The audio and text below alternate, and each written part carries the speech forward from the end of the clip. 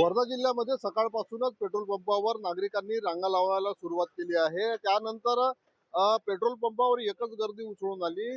Petrol मिळणार की नाही अशी शंका नागरिकांमध्ये एकंदरीत दिसून येत आहे. एकीकडे जिल्हा पुरवठा अधिकाऱ्यांनी पेट्रोल आणि डिझेलचा पुरवठा सुरळीत असल्याचं सांगितलं. नागरिकांनी पॅनिक होऊ नये, कुठल्याही अफवावर विश्वास ठेवू नये अशा पद्धतीचं आवाहन जिल्हा पुरवठा अधिकाऱ्यांनी केलेलं आहे. परंतु नागरिकांमध्ये कुठेतरी भीतीचं वातावरण दिसून येत आहे. त्यामुळे नागरिक हे पेट्रोल पंपावर गर्दी करत असल्याचं चित्र या ठिकाणी दिसून येत आहे. सचिन पोफळी, लोकशाही मराठी, वर्धा.